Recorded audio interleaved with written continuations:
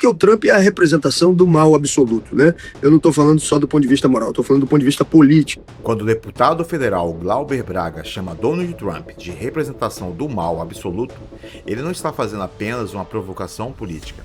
Ele está levantando um alerta sobre algo muito maior: a tentativa da extrema-direita de transformar o Brasil em peça de um jogo internacional. E nesse ponto entra Flávio Bolsonaro, porque na avaliação de Glauber, a aproximação com Trump, a pressão sobre o Brasil, a pauta de segurança pública e a tentativa de classificar facções brasileiras como organizações terroristas fazem parte de uma estratégia eleitoral. A pergunta é simples: isso é preocupação real com a segurança do povo brasileiro ou é uma forma de trazer os Estados Unidos para dentro da disputa política do Brasil?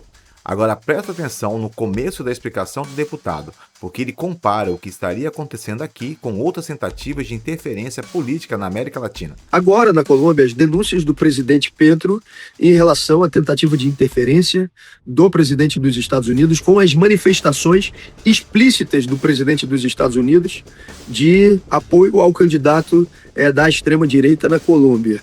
No Brasil, eles já estão fazendo, né? Quando ele se reúne com o Flávio Bolsonaro e quando ele fala em fazer de organizações criminosas brasileiras terroristas, ele, por um lado, está tentando pautar a eleição brasileira pelo tema da segurança pública, que é onde eles acham que a esquerda pode ter um calcanhar de Aquiles, e na inexistência das outras bandeiras, porque eles já se chamuscaram, ou porque a hipocrisia deles já foi revelada, eles vão poder aglutinar mais gente para debater o tema segurança. Aqui, Glauber aponta uma estratégia conhecida.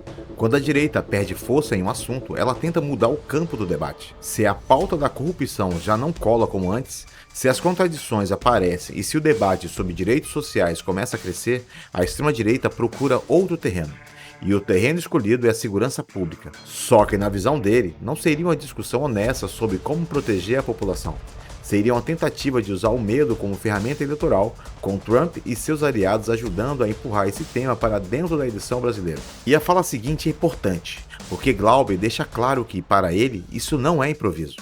Então isso é calculado, né? Então, para além da intervenção que eles já estão fazendo, como por exemplo no caso das terras raras, eu acho que nós temos que nos preparar para absolutamente tudo, né? Os Estados Unidos sempre procuraram intervir nas eleições nos mais variados locais do mundo e dar golpe de Estado, financiar os seus aliados. A mesma coisa eles farão no Brasil para tentar eleger o seu Flávio Bolsonaro. Exatamente por esse motivo, eu acho que a gente tem que partir para uma lógica de enfrentamento e de denúncia antecipada, né? Sempre que o Brasil, como você disse, denuncia o que está acontecendo, a maioria do povo aglutina uma posição de defesa do país contra uma intervenção externa, à exceção da extrema-direita, que fica feliz com essas articulações com Trump e companhia. Por isso que eu acho que não dá para ficar com aquela história de o Trump é meu amigo, o Trump gostou de mim, ou deixou de gostar, né? Ou seja, não dá para... E é por isso que essa discussão não pode ser tratada como uma simples provocação contra Trump. Na visão de Glauber, o problema é mais profundo.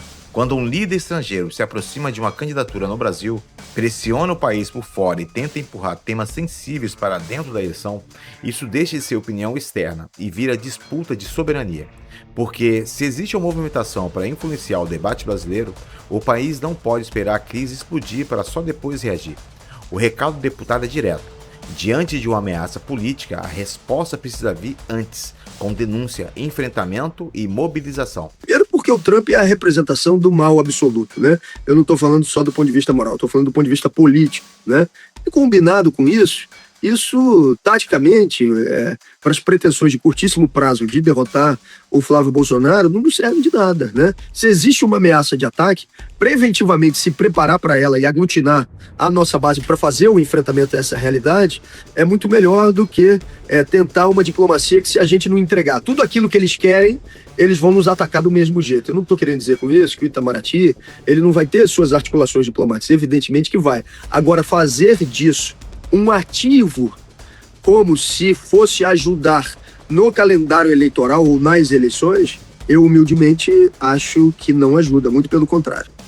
Mas a crítica de Glauber não fica só em Trump. Ele também leva a discussão para Flávio Bolsonaro e para a vida concreta do trabalhador. Porque quando o debate sai da guerra ideológica e entre aposentadoria, reforma trabalhista, escala 6x1, salário mínimo mensal e privatização das praias, a conversa muda. Aí não é mais só disputa de narrativa. É a rotina de quem trabalha, pega a condução, depende do salário do fim do mês e quer saber se vai ter direito a descanso, aposentadoria e dignidade. É por isso que o deputado defende que a esquerda exponha o que Flávio Bolsonaro representa na prática. Eu considero que nós vamos derrotá-lo, mas ainda acho que a gente tem que trabalhar com uma avaliação de que poderá ser por um fio de cabelo, né? Eu acho que isso é importante não só pelo que indicam as pesquisas, mas porque isso aumenta a nossa energia militante. Então, acho assim, temos que botar todas as energias em desmascarar o que é o senhor Flávio Bolsonaro e demonstrar aquilo que ele propõe para o futuro governo. Porque isso pega, inclusive, no povo, porque existe uma percepção geral que na pauta da corrupção eles perderam a bandeira, mas é uma percepção um pouco generalizada de que é tudo meio assim, ou seja, não tem muita diferença. Não é verdade, mas essa é uma percepção meio que generalizada. Agora, quando você diz para a pessoa, olha, o coordenador da campanha do Flávio Bolsonaro já disse que vai propor uma nova reforma da Previdência, como fez o senhor Rogério Marinho. Opa, vai ter então mais dificuldade ainda para eu me aposentar? O senhor Rogério Marinho já disse que vai propor uma nova reforma trabalhista. Opa, vai tirar mais direitos trabalhistas? O senhor Flávio Bolsonaro está advogando contra o fim da escala 6x1 e numa proposta por pagamento por horas que na prática acaba com o salário mínimo mensal. Opa, isso pega na hora. Esse ponto é forte porque tira a discussão do abstrato. Reforma da Previdência não é detalhe técnico. Reforma trabalhista não é conversa de bastidor. Escala 6x1 não é uma pauta distante. E pagamento por hora, quando entra a vida de quem depende de salário mensal, vira preocupação real. Por isso, Glauber defende que Flávio Bolsonaro não seja tratado apenas como herdeiro político do bolsonarismo, mas como alguém ligado a um projeto concreto. E a pergunta que sobra para o trabalhador é direta. Esse projeto melhora a vida de quem trabalha ou entrega mais sacrifício para quem já está no limite?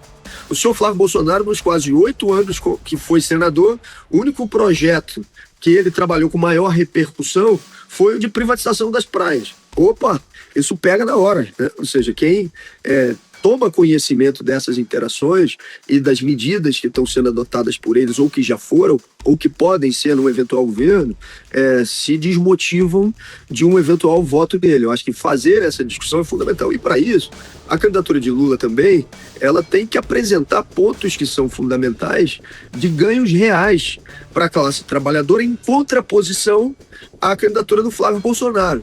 Depois disso, o parlamentar também cobra uma postura mais ofensiva do próprio campo progressista. Na avaliação dele, não basta esperar a direita errar.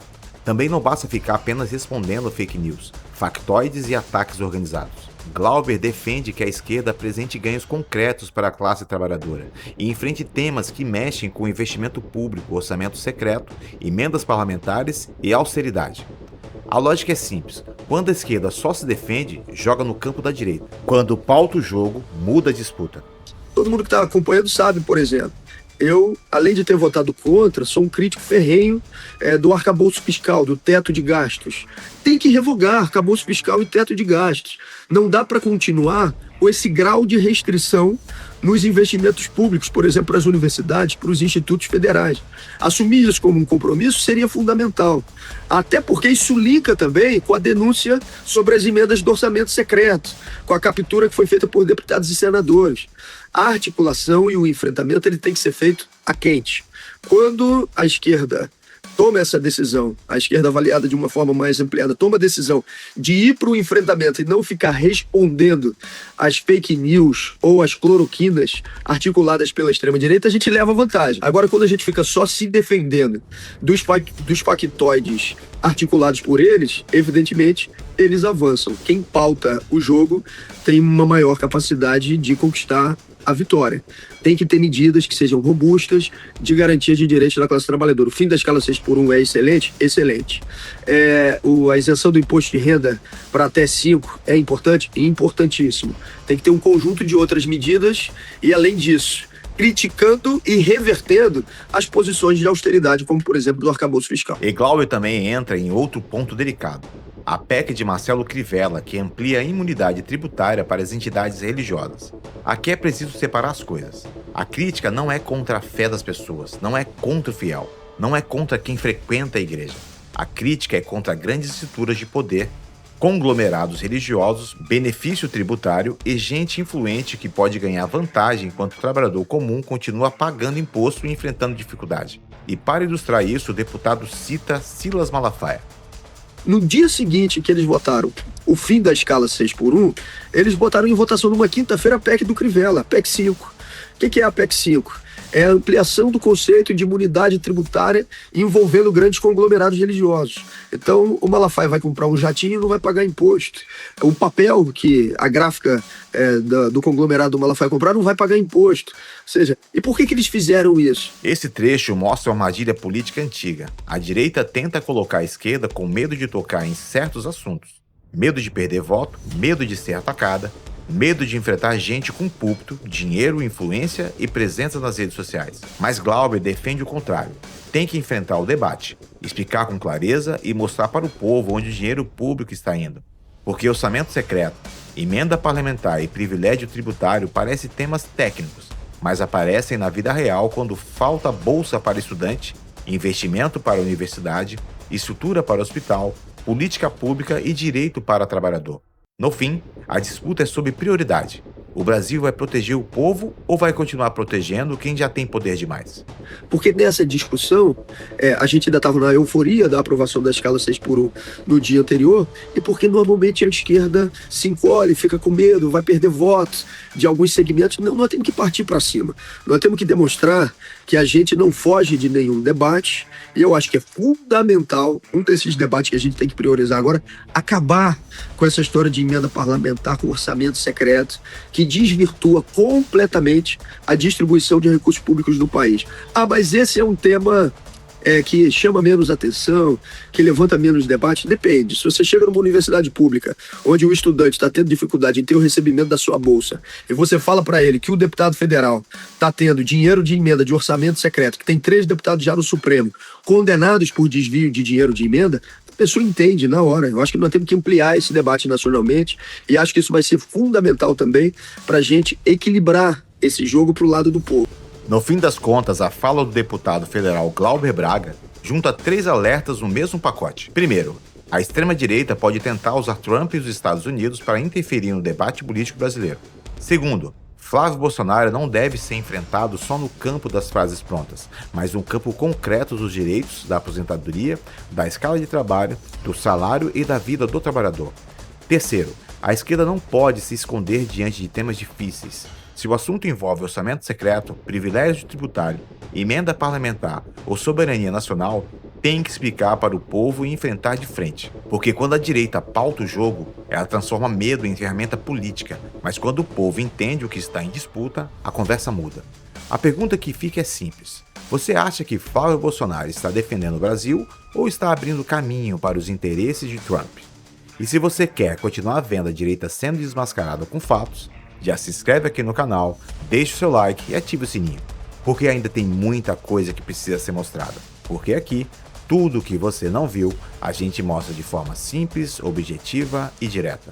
Até o próximo vídeo.